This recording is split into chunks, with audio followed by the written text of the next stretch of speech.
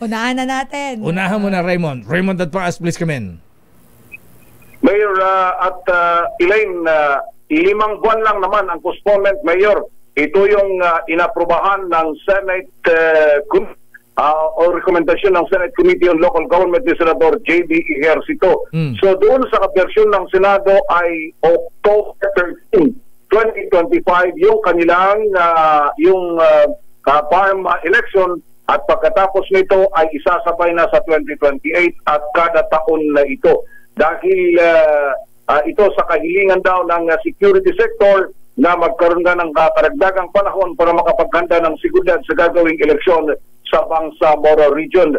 Sa session na kagabi ay humirit itong si Senador Juan Miguel Zubiri na sana ay kung siya ay masusunod, 1 taon ang hinihingi niya kasama sina Senador Bato de la Rosa at Senator Bongo, dahil gusto nila sana na magplebisito muna sa lalawigan ng Sulu na nagnanais na makabalik sa Bangsamoro Region na naitsapwera dahil nga sa desisyon ng Korte Suprema. Ganun pa man, ay nanaig yung rekomendasyon ng komite ni Senador Ejercito, kaya sa buwan ng Oktubre ang election sa Bangsamoro Region, kung ito ang masusunod pagkatapos ng BICAM nila sa Kamara de Representantes. Una nito ay kinumpirma ni Senate President Francis C. Escudero na sinertipika ang urgent ito ng Malacanang, kaya ihinabol sa second reading kagabi. Next week, inasahan na ito ay may sasalang agad sa third reading bago sila magbakasyon grande para sa national at local election. So, Raymond, so ito ay panukala, kailangan pa ang pirma ng presidente niyan? Yun ang rekomendasyon kasi lumalabas, Mayor. Ang gusto kasi na doon sa version ng House, 1 year na postponement. Pero dito sa Senate, yung naaprobahan ay 5 months.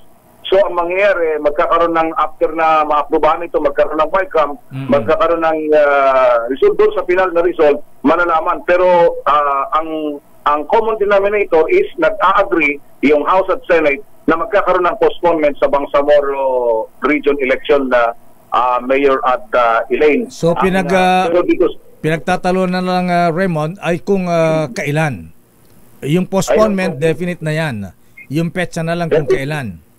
Definite na yung postponement. Ang bibilangin na lang ay from between 5 months to 1 year. Dahil 5 months ang Senate version, 1 year sa House version. So magkaroon ng BICAM, yun ang magiging pinal na kainatnan, kaya ihahabol ito next week. So yung BICAM, madali lang naman nilang pag-usapan yan bago sila tuluyang magbakasyon, dahil hanggang February 7 na lang technically ang sesyon ng 2 kapuluan ng Kongreso bago para sa kampanya ng eleksyon na Mayor at Elaine. Si Senador bukod tanging si Senate Majority o Minority Leader Coco Pimentel yung tumutol doon sa postponement, dahil ang sabi niya, paray tayo postpone din kawawa naman yung dahil may term siya na na-desynchronize daw, hindi na isasabay sa national o sa national election yung election dyan sa Bangsamoro Region. Actually, makausap natin nung Sabado itong member of the parliament, si Kuyang Nabil Tan, member ng parliament ng BARM, ang gusto raw nila ay tuloy ang election, wag na i-postpone pa. Yun na nga, medyo may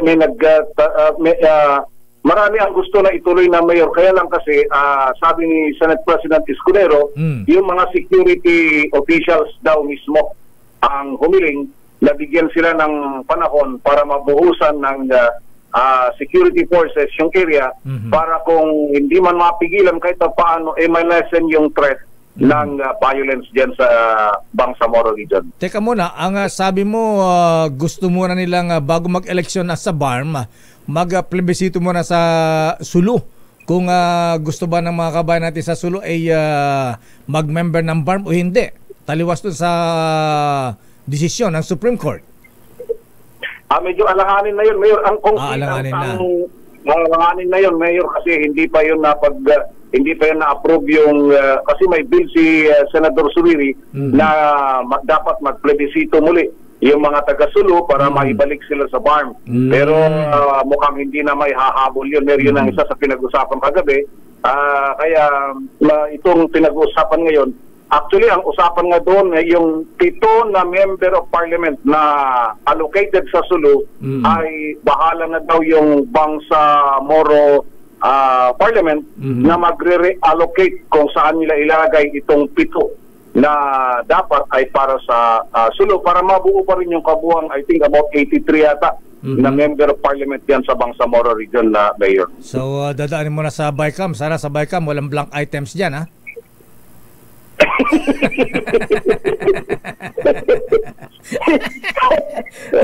ayaw ni Governor Sakurtan ng ganyan, ha? Ayan. Ay, Gob, assalamualaikum.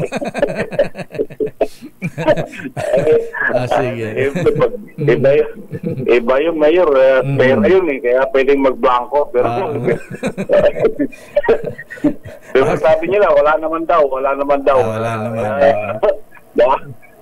Sila muna mag-usap tungkol sa bagay na yan. Bahala na Supreme Court dyan. Okay, maraming salamat, Raymond. Ito si Average Frontage, Raymond Advance para sa DZRH, una sa Pilipinas, una sa Pilipino. Maraming salamat, Raymond.